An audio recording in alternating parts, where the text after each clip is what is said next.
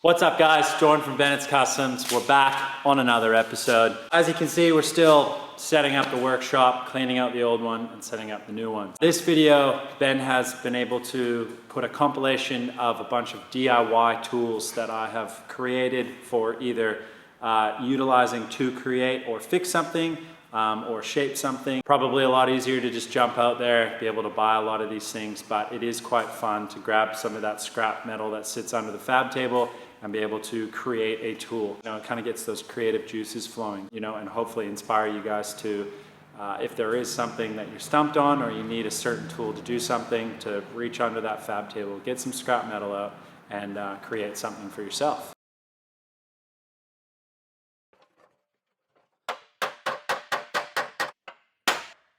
I'm gonna make something like this, but I'm gonna put a slight curve on it. Something I can actually get in here that follows the radius. Then that's gonna wanna release all that tension sort of held in this corner. Tighter there. So I'm just using a little bit of 1.6 filler rod. So that'll go like that.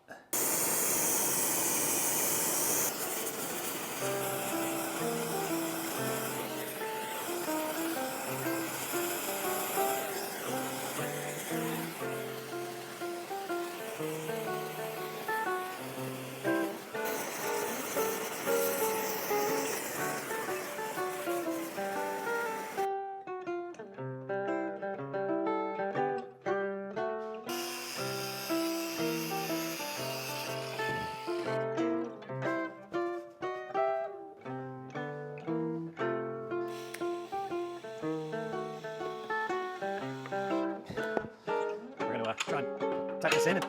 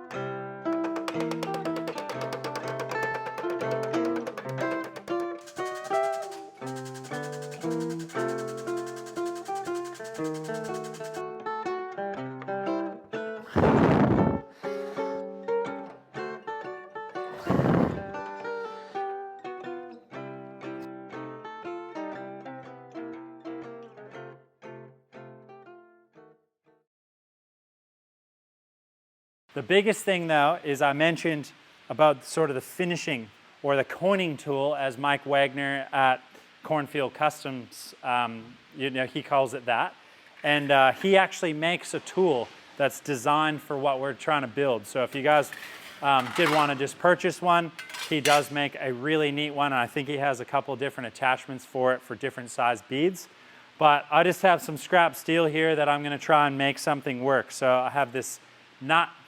I have this nice solid piece of stock here that's just got a bit of girth to it. Yeah. Just the tip.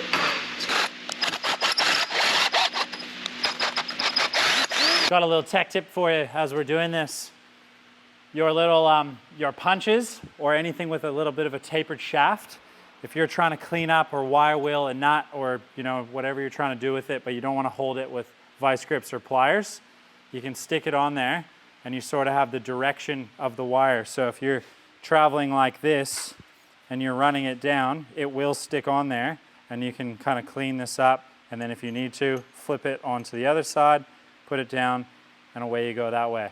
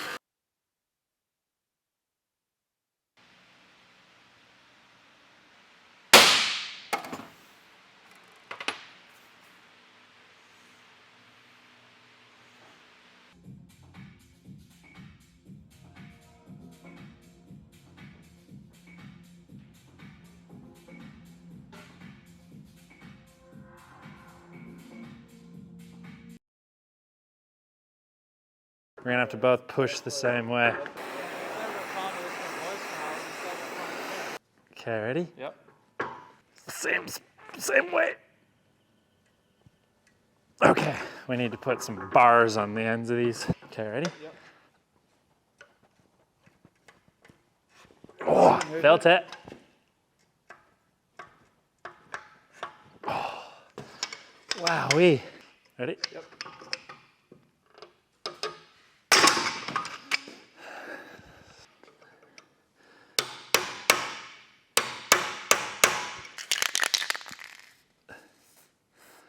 Black magic. Look. Black magic.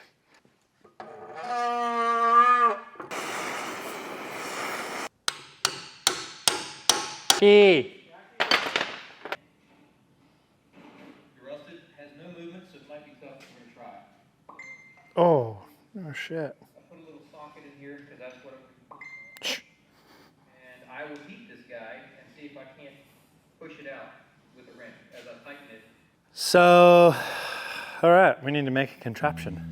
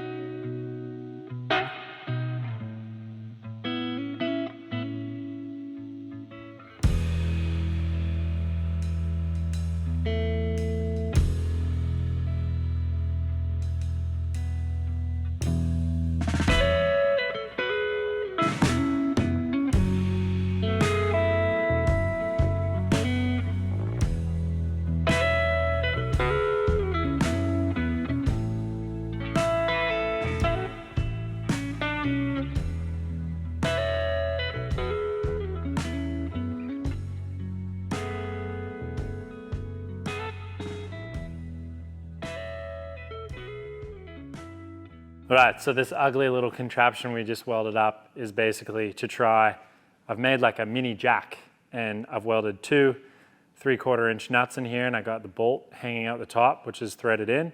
And if I spin this to say loosen it or remove it from the nuts that are welded in there, it will essentially grow longer.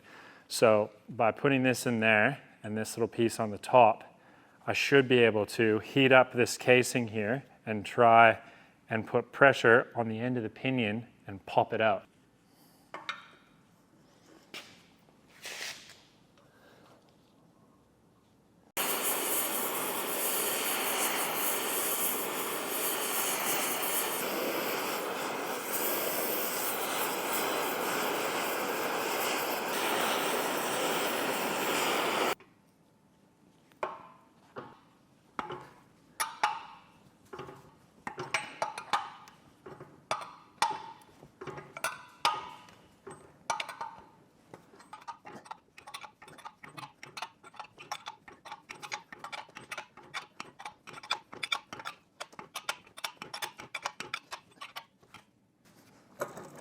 Oh.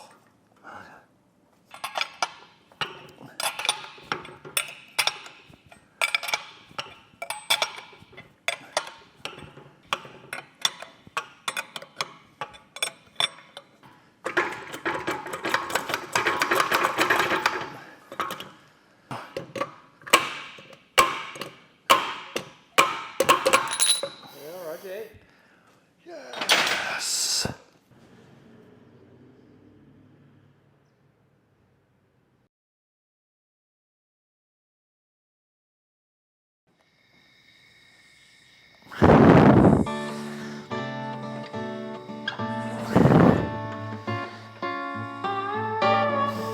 I need to make a little jig for it, and then we can start to heat these areas up, and we'll try and clamp it all down to the table. and that way nothing's going to move. Then we can heat it up, and we may be able to use that to help us sort of push it into place where we want it.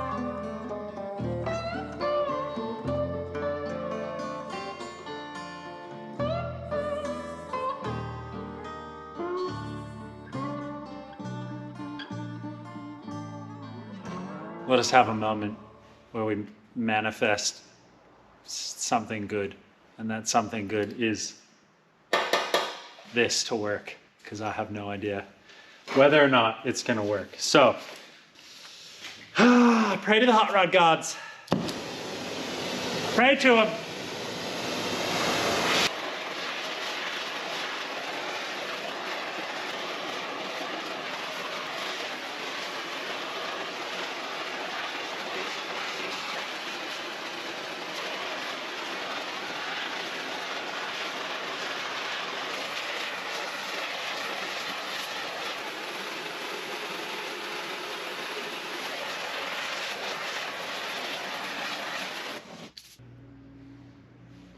I don't know. I'm a little nervous to touch it, but I kind of wanted to.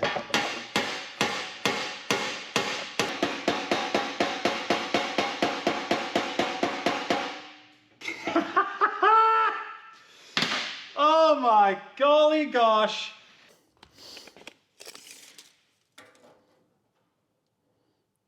By the time it releases, 700. Release the dogs. Ooh, okay, came back a fair bit. It's not a bad thing now, because it's easy to put it in and out.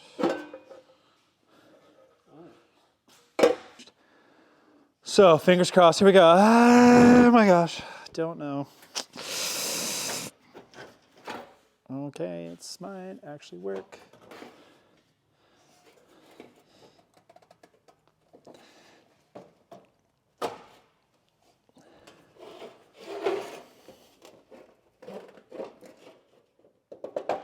Okay, never mind. Okay, a little bit there, but that's okay. That's just where that little crease is, so we can definitely massage that. But have a look at that.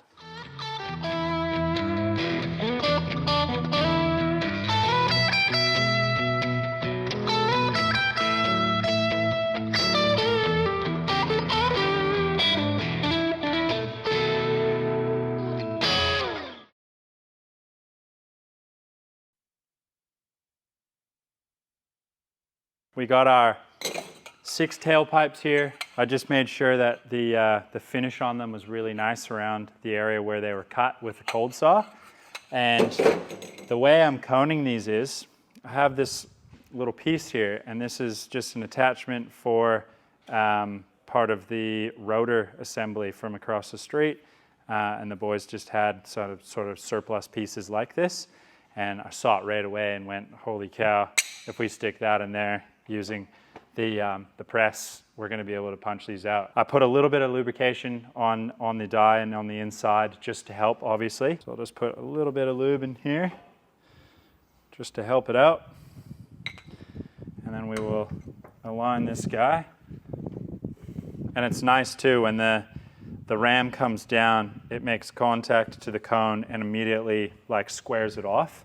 So we don't have to worry about anything with that. We stick it in here, get it centered nice and square off the plate. And we'll just add some pressure,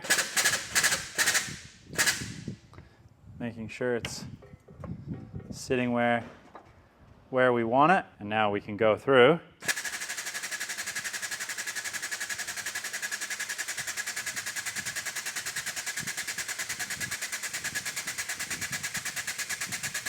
So we're at about 5 tons, 4.5 tons and there's a little lip right on the edge, and I just go until that lip makes contact to it. And if I do that on all 6, I know that they're going to be really even. Pull this out, and there we have our awesome flare.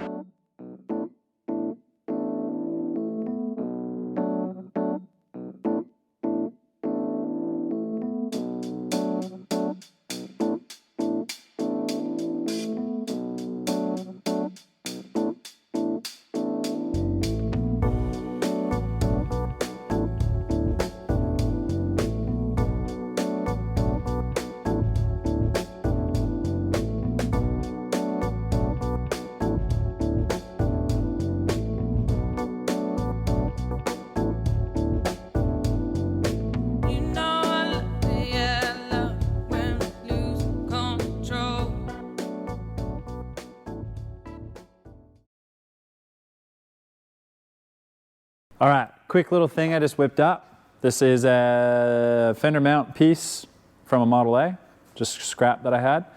And I've kind of just cut a little groove out with a grinder and then kind of just smooth it out as best as I can.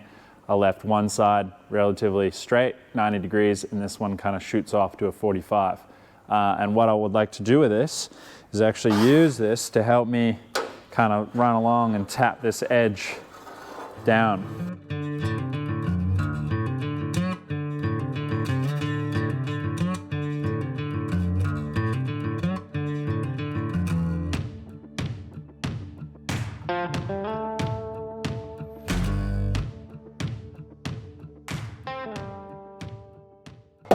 Tapping it over right on the edge.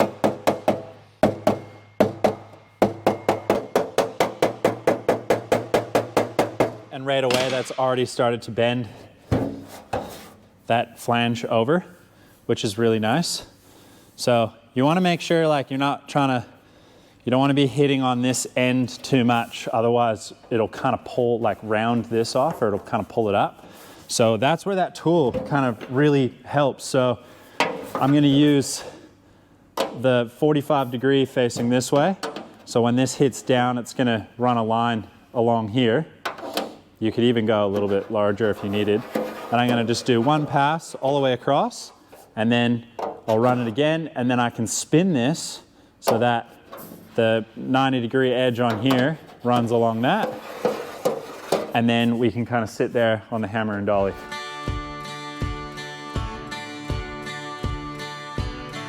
Hello, how are you? I'm living on the moon. So you can see that the little edge in here, I could probably even tweak this a little bit more so it's not so sharp. And it's just kind of leaving those little dings.